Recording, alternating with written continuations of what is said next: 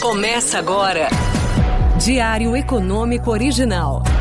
Uma análise das principais informações que impactam os mercados, a economia global e do Brasil. Apresentação: Marco Caruso.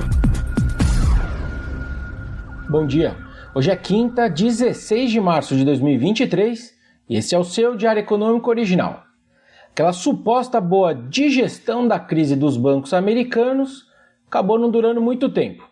Aliás, como dizia um antigo amigo meu de profissão, mudando aí um pouco a expressão popular, em tempos de crise de mercado, quem tem muita convicção dá bom dia a cavalo. Acabou virando indigestão na quarta, porque uma coisa é digerir o SVB, né, aquele banco americano. Outra coisa é um Credit Suisse. Aí toma tempo. Esse foi o grande tema de ontem, aliás.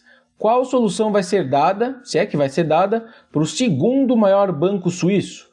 O caldo começou a entornar mais cedo ontem, quando o CEO do UBS disse que não responderia a perguntas hipotéticas sobre o CS e afirmou que estão focados em sua própria estratégia, colocando então aí em dúvida aquela especulação de fusão com o CS.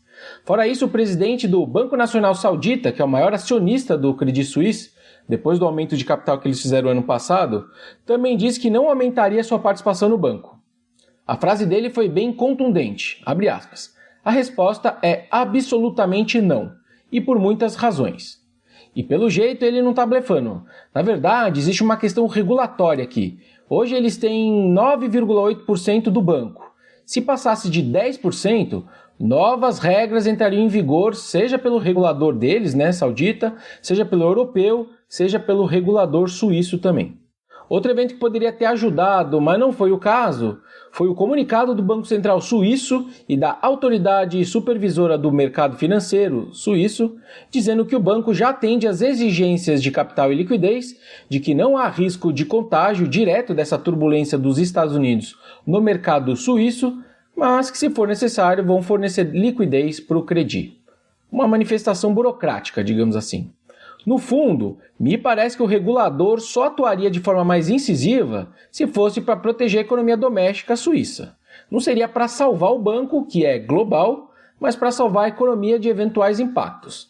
E aí, considerando que o Investment Bank do Credit tem peso maior lá fora, né, fora da Suíça, ficaria mais complicado de jogar essas boias para o banco que está mal. Bom, e para encerrar então esse caso Credit Suisse, outro tipo de notícia com potencial de profecia autorrealizável e negativa, né, veio no meio da tarde quando outro grande banco europeu, o BNP Paribas, né, francês, disse ter reduzido a sua exposição de contraparte com o banco suíço. Porque a gente sabe que as ações de um banco caírem não é motivo suficiente para ele falir, por exemplo. Mas as coisas começam a mudar de figura quando outras instituições passam a recusar a sua linha.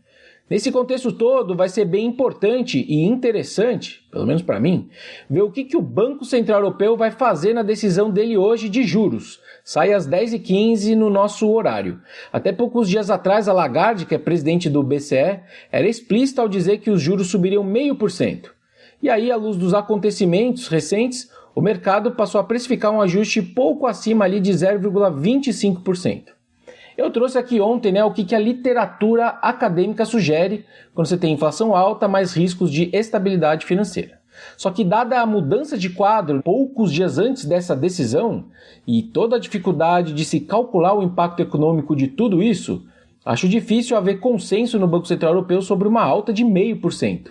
E também não acho que é palavrão o BCE sugerir uma pausa, até para entender a extensão do estresse sobre o sistema bancário e seus impactos na macroeconomia.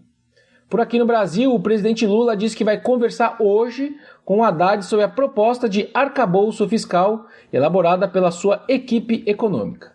Lula disse ainda que a decisão do governo sobre a proposta deve ser divulgada antes da viagem deles para a China, que está prevista para o dia 26 desse mês. Lembrando que a decisão do Copom sai na próxima quarta, dia 22. Se o governo confiar de fato que a regra vai ser responsável e crível fiscalmente, haveria incentivo para eles soltarem os detalhes antes, né, da decisão do BC, justamente para ajudar o Copom, digamos assim, a confiar um pouco mais que a política fiscal vai jogar junto no combate à inflação. Bom, mas segundo a jornalista Vera Margalhães, existiria o risco do projeto de marco fiscal do Haddad começar agora a sofrer oposições da ala política do governo aí para os próximos dias. Até agora, os detalhes desse marco não foram vazados a muitas pessoas do governo. Só que a Casa Civil quer que a proposta seja apresentada na junta orçamentária. Então um monte de gente ia começar a entender os detalhes.